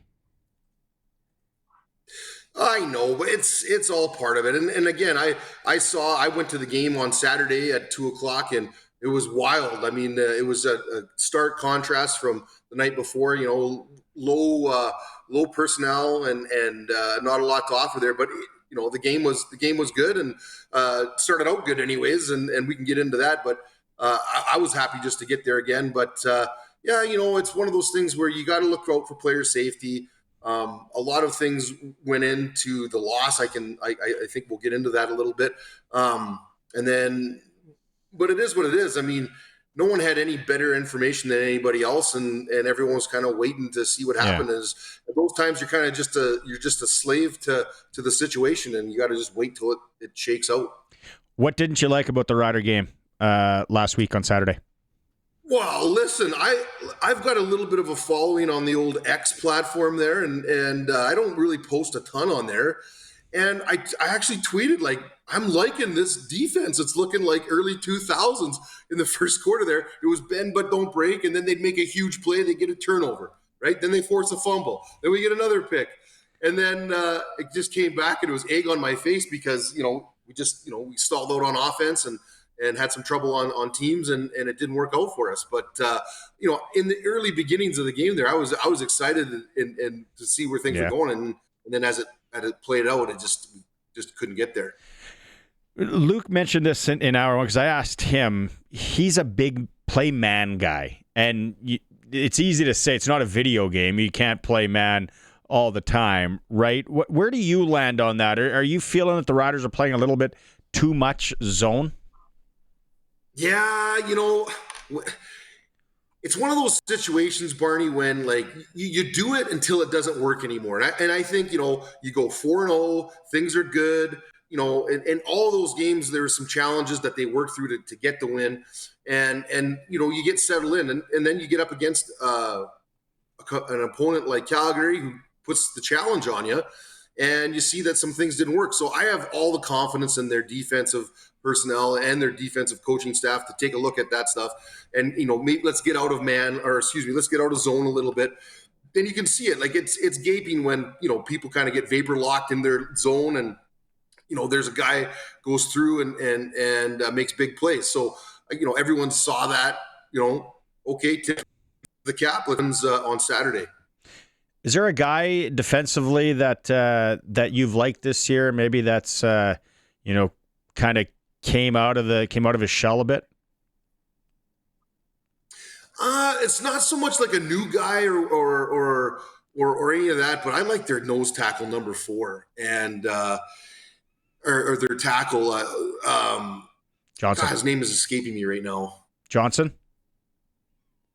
Yes, Johnson. And the thing with him is, if you look at his career and you look at what he's done, he's had some big impact on clubs, certainly on the Roughriders. And you see, he's gone out to Hamilton, he's come back. He's a guy that is just quietly doing his job. It's not super sexy with a ton of pressure or sacks or big plays, but his leverage and the way that he plays to the ball and the pressure he does put on the pocket, you don't see it in a freak out where he's chasing the guy out of the pocket, but it's that steady leverage that's helping. And I think once we keep coming with the ends, it's going to sort itself out. Wild. If I would have told you Friday or Saturday that AJ Ouellette's going to end up with under 10 yards, you probably would have slapped me. You would have been like, get out of my face. Wasn't that wild, that stat line? And how they didn't kind of, I guess Calgary, like they always say, they're getting paid as well. We couldn't run the ball, and they went away from it. I'm surprised they didn't use Carey more. Yeah. I think, when you're in the frying pan and things are hot and cooking, sometimes coaches get into a certain track and you leave it up to them. But again, I personally thought that they went away from the run a little bit. And, that's what a big thing that I want to see tomorrow night is can we get back in a rhythm? It seems the Riders are great when we've got the running game going and you can kind of play off of those things. It does remind me of back in the day, a little bit of the, Henry Burris, Joffrey Reynolds, where you could run and pass and do what you wanted. And when we do that as a team, and have that success, it looks very good for us. And then you saw, as we saw, on last Saturday, if you don't get that, that's in sync, it can be a long night. Sam Emilus is back tomorrow, which is great to hear. Trevor Harris too, though, right? Like it wasn't the first half that anybody wanted, but then he starts slinging it in the second half for his age and what he's doing. We talked about it last year as well. The guy, he can read defenses. He gets rid of the ball quick, and he was taking what they were giving him. Well, I think he's over 400 yards, was he not? Yeah. And again, his experience, his age, he's had some injuries here and there and things that have kept him out. But again, they're all things that he seems to have been recovering from. And when he does get on the field, he seems to show up. So it's just a matter, again, it's so early still. You're talking, we're into the sixth game. Things don't start really heating up till that game 9, mid-season, Labor Day action, or whenever the mid-season is. I know the schedule has adjusted a little bit, but, it's hard for the fanship when they hear, it's too early, but it is, guys. It really is. And you're going to see us go out and compete with a tough BC Lions teams that's 3-3 trying to get back into the standings here. What worries you about that game tomorrow, maybe going into BC? The biggest thing is we got to reestablish that run game and clean up the red zone scoring. I mean, there's missed chances that caught week, and I think that again, it's not rocket science. They know of the missed chance. It's not like, oh, I can't believe that we didn't score, or shucks, we didn't get it in. They know exactly what the problem is or what the breakdown was. I shouldn't say there's a problem. They know exactly where things broke down. And believe you me, it's been addressed. And then it's just a matter of, can those soldiers on the field play it out for the coach's plan? Are you surprised they haven't tried to at least bring somebody in maybe to kick some footballs behind Brett? Yeah, again, there's a lot of moving parts and what they're able and what they can do. And I'm sure, they're looking at all of their options, and week in, week out, they're trying to put the best team on the field. And so it's that one you just kind of wait. You got to kind of wait and see a little bit. But, the last 5 meetings, the Riders were 3-2. We beat them in week 4. Off of the strength of 3 turnovers. So there's that big playability and being able to capitalize on other teams' mistakes. We got to get back to that. And I just think we've got to challenge BC's secondary with mid-range and vertical routes for sure, because what you said about how Harris is able to kind of get in a groove, that's where we're going to be able to exploit those guys. The league as a whole, like, what biggest surprise for you? Has it been Calgary? Yes. The biggest, I think for me, the biggest has been Calgary. And then actually even more so right now at this moment, if you take the temperature of the league, all 9 teams, anybody can beat anybody right now. And it really, that's a fact, and as things work themselves out, I think you're going to start seeing the front runners, but right now it's pretty juicy across everywhere. Like it's pretty equal, and anybody, I have that feeling that any team can win any night right now. And to me, that's a good thing. That's entertaining. Tonight, like, I don't think I don't know if I've ever been more intrigued. I'll push excited, and I'm going to bet on it. Calgary in Winnipeg. Sold out. Oh, yeah. What was the stat? Somebody texted in the stat that the Bombers, Gary in Winnipeg, Bombers are 17-0 coming out of a bye. But what an intriguing matchup. This upstart Stamps team sold out Winnipeg. Winnipeg looking for revenge. Perfect Friday night football for the league. Well, I think this is exactly the kind of game. The only thing that would be better is if there's a Rough Rider team involved in it. But again, you take the Riders out of the equation, there's so much pressure that's put on our organization to carry this league sometimes when there are ups and downs, and it's always looked at the Riders. It's great to see that a club, even though it pains me to say it, they've had their successes in Winnipeg and they've taken some of that load over, and it's expanded the game. It's starting to rejuvenate their fan base over the last 5 years, and they say that they're rivaling ours, but really we've led the way, and they're just getting up to that level. And I think it's exciting and a big plus for the CFL. It's a different time, and I've talked about this. I haven't asked you this question, but it's 2025, and we're somewhat in the same demographic. And I was talking when Ryan Pollock was in on Monday, and I said, you know what? In the 80s or 90s, early 2000s, we were all in school, and our buddies were in school. We didn't have cottages and boats and different things like that. Nowadays, it seems like, you have to have a cottage, or someone's got to have this or whatever. So going to a football game kind of becomes, well, I'll get there if I can. What's your take on the crowds that we're seeing this year here at Mosaic? Yeah, it's odd times, right? I mean, there's lots of things that are going on that are pulling people in all different directions. There's vacationing, there's all the rest of it. But there's real tough times going on in our world right now. Tough times in Canada, tough times in the United States, and all those pressures. And then there's the overriding technological development of our world that we live in, Barn. And things are changing. And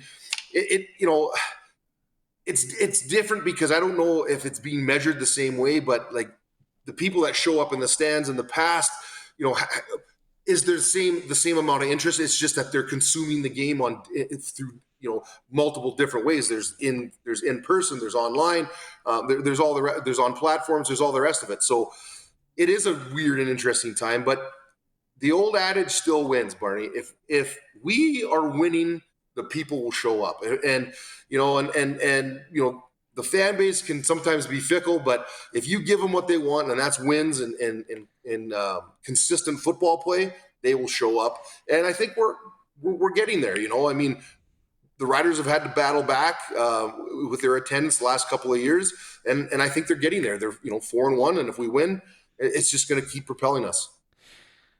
FOMO, fear of missing out in this province. We're big on that. So people, hey, I got to get to the Rider game. They're watch the playoffs happen and all that. All right, Schultz. So any tips or tricks for tomorrow? Anyone going to the Creelman parade to get extra candy? Any throw anything out? Any surprises? If any Rider support, will get extra big handfuls from these mitts right here. But I guess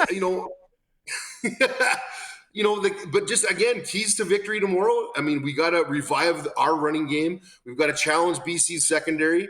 We definitely got to win the turnover battle. That's a given on every game. But again, last game against them in week 4 is 16 points off of the takeaways, and we got to protect the quarterback. And so we'll see if we can do that. And if Harris has the protection, he's great at figuring out these defenses and distributing the ball.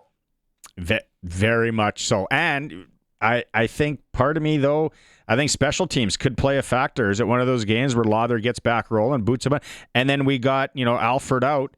So we got DRE, returning kicks. Very curious to see what he does. Well, always exciting when a new kick returner gets back there, because you just never know. It's the power of the moment and what can happen, and you just never know if it's going to be the next Gizmo Williams, right? For those old timer fans that are listening. Gizmo, man, we brought up Gizmo a lot in the last few weeks on this show. Maybe a Willis J. Cox reference is needed. As well. Schultz, thanks so much for doing this. Have fun at the parade tomorrow. Lakeview Insurance, You're always up for a coffee, right, with people? Always up for a coffee and a call. Give me a shout. Right on. There is Rider Legend Scott Schultz joining us on the Western Pizza Guest Hotline. Lakeview Insurance. If you're looking for some insurance in and around farms, anything like that, no better guy to talk to. You can sit and talk Rider football and get it going. And if you're at the Creelman parade tomorrow, yell extra loud. Those big mitts will be chucking out some special treats for you. We start things here tomorrow at 2 p.m. the Rider Broadcast Network.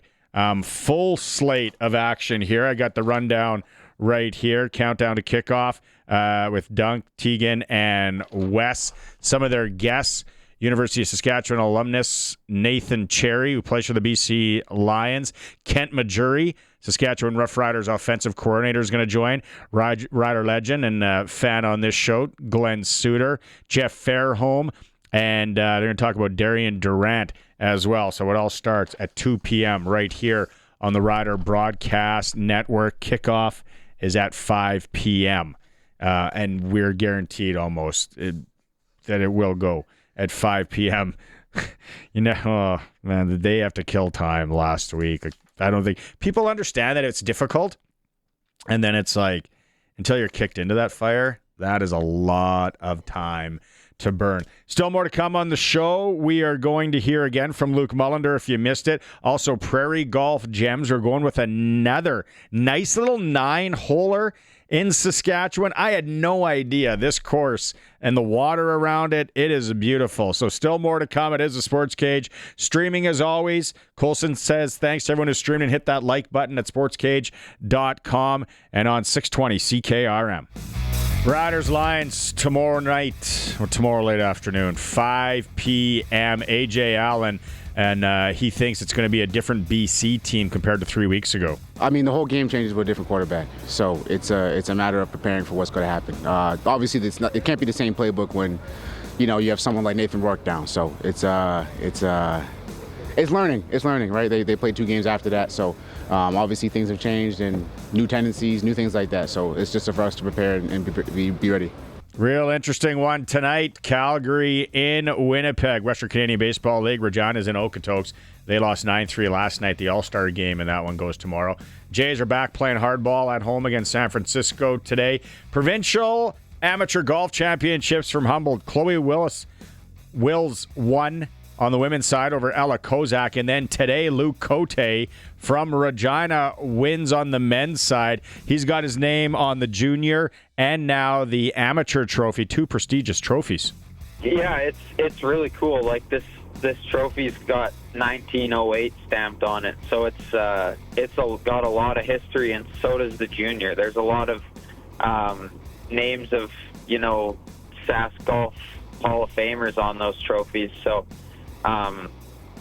yeah, just so much history. It's really cool to win something like the SASCAM. Growing up here, obviously, it's always been a goal of mine, so it feels really good to check that off the list. The Regina team that's in Canton, Ohio, competing at the 2025 NFL Flag Championships, they are 4-0. They're into the quarterfinals. Tomorrow, they'll take on the Germans. And over at the Open in Ireland, Scotty Scheffler. Guy loves to win. He's -7. Matt Fitzpatrick, 2 back at -5. That is your sports ticker in hour 3 for Steelcraft Doors Regina. Made in Western Canada. 4 Western Canadians are now into their 40,000 square foot showroom. If you need a garage door, they got it. Prairie Golf Gems still to come. We're going to hear from Luke Mullinder from hour 1 as well as we get ready for the game tomorrow. Prairie Golf Gems, Colson, another 9-holer. As soon as we run it, we're going to have people texting in 936-6262, Prairie Land Rentals text line on another course that we should do. So we love that. Let us know. People out there, Prairie Land Rentals, 600 Albert Street, where you get to deal with the owner, and they can rent you almost anything. Sports Cage continues in a moment. We're streaming at sportscage.com. Welcome back to the Sports Cage, the home of local sports in Saskatchewan, whether you're watching on the stream at sportscage.com or listening on 620 CKRM. Thanks for making some time today. It is our Prairie Golf Gem segment for Flooring Superstores in Regina. Hey, if you got an insurance claim, hot tip. Your contractor probably going to want you to go get flooring through his guy or through him. You don't have to. You can go shop wherever you want. Trent Dickin and his team at Flooring Superstore, I recommend. They're local. They support local. They've been in business for over 20 years. They can help you out, strike you a deal. And then if you're a do-it-yourselfer, the cash and carry prices can't be beat because they buy in such big bulk. Flooring Superstores in Regina, the sponsor of Prairie Golf Gems. There's been a number that we've done so far this year that I have never played, and do I want to play them? Here's another one. The last time we ran, we had a couple of people message in on the Prairie Land Rentals text line and say, hey, what about Thompson Lake Golf Course? Thompson Lake. Then I saw some pictures of it. Someone sent in an aerial view, and I'm like, well, this isn't in Saskatchewan. Oh, yeah, it is. It's right near La Flèche, Saskatchewan. It's right on the lake.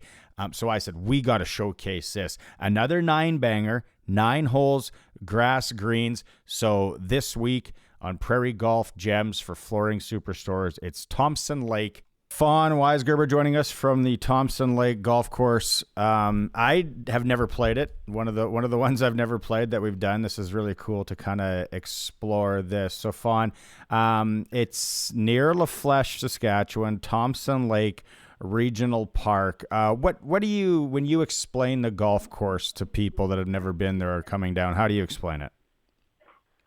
Well, it's a beautiful 9-hole golf course. We have 2 separate tee boxes if you're playing 18. It's called the hybrid tee system. And we also have markers for the longest tees and then the shortest tees as well. It's very unique that on hole 5, 6, 7, and 8, the lake is right on your left side. So there's a lot of beautiful views. Number 5 is one of my favorite holes. It's a par 5, and you follow the lake. And at the end where the green is, it's just lake all surrounding it. You see boats go by, and yeah. Mm-hmm. That's funny you say that, because one of the texts that we got in had an aerial view of the golf course and saying you guys should look up Thompson Lake. And I'm looking at the aerial view right now on Google Maps. And, okay. And I was like, I don't think this is in Saskatchewan.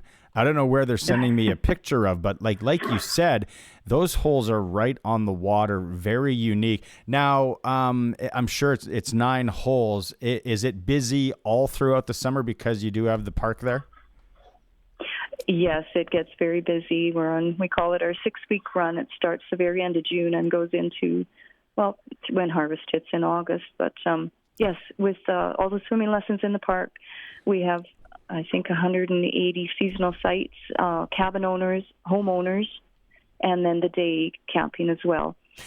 So it gets, in the wintertime, there's maybe 300, if that live here. A lot goes south for the winter. Mm-hmm. But on a summer's weekend, we could have over 3,000 in the park. So it gets very busy. That's great. What's the history of the course? How long has it been around? Was it sand greens at one point, kind of thing?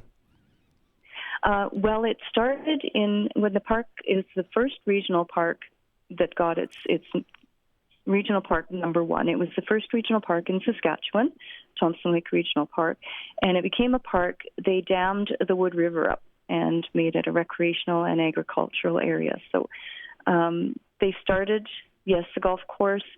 I wasn't here at the time. I don't remember if it was sand greens to water the greens and fairways. When they started, they had a combine that would, the motor by the lake, and when it ran out of gas, that was all the water the golf course got. It would pump from that motor running. So the clubhouse has moved from on the edge of 5 over to where it is now, and they changed a few bowls around. A great clubhouse kitchen downstairs, fine dining down there. And yes, we're upstairs right for the pro shop. Mm-hmm. What about events throughout the summer? Are there any major tournaments, anything that we should showcase as far as events? We have quite a few tournaments through the summer. We do through July and August. There's no tournaments on Saturdays and Sundays, just because of all the extra park traffic. Mm-hmm. Then we do have a big birthday party coming up for Alvin Mitchell. He's golfed here for many years. He golfs 18 holes a day, rain, shine, wind, heat, and we'll be celebrating his 100th birthday on July 25th. So we'll have a big party on the deck that day. That guy. So let me get this straight here for a second. Here, he's turning 100 and he plays 18 holes a day. Yes, 18 holes a day. He's got a couple other friends that are not quite that old, but in their 80s that usually join him. Alvin Mitchell. Wow. He's an amazing man. Very sharp. Makes me feel extremely lazy. That I don't. Yeah, that is quite the event. Now, when people, or maybe let's go. Do you have the rates in front of you? I'm sure there's a 9-hole and 18-hole, and then carts and all that. What can you tell people about that? Right. So a 9-hole round is $32. An 18-hole round is $50, and the carts are the same: $32 for 9 holes and $50 for 18 holes. If it's just one person playing, of course, we just charge the half a seat. Gotcha. On the golf cart. Mm-hmm. Okay, now if people are coming down and they're maybe don't have a camper or they don't want a tent or whatever, where should they stay in and around the area? Well, they could get a hotel room or a motel room in either Gravelbourg or La Flèche. We have Airbnbs here, the Blue Pheasant. Mm-hmm. There's a few of those. They book up a long time in advance, so you have to be on the bit with those. Other than, Assiniboia is fairly close. It's only half an hour away, and they have more lodging there as well. Okay, and then the all-important question, if people are thinking about going down, should they just go on Google and look up the phone number? What is the phone number, or can you book online as well? You can book online through Tion if you have a Tion number, yes. But the phone number here is 306-472-5686. Right on, Fawn. Well, I appreciate you shedding some light on the Thompson Lake Golf Course. It does look beautiful. So many cool little 9-hole courses in this province. It's awesome to showcase. Thanks for making some time today. Yes, I hope everyone comes and enjoys our little gem in the south here. Right near La Flèche, Saskatchewan, Thompson Lake Golf Course. Nice to find out more on that place. You can search it up on Google. They don't have a website, but Thompson Lake Regional Park does, and then the number will pop up. And like she said, you can book on Tion. Thanks to Flooring Superstores in Regina for sponsoring Prairie Golf Gems. You got an insurance claim, you can go wherever you want for your flooring. Flooring Superstores will help you. And don't forget about their cash and carry. If you're a do-it-yourselfer, their prices can't be beat on cash and carry. They've been in business for over 20 years. Flooring Superstores in Regina, the sponsor of Prairie Golf Gems. It is the Sports Cage. We are the home of local sports in Saskatchewan. We're streaming at sportscage.com and on 620 CKRM.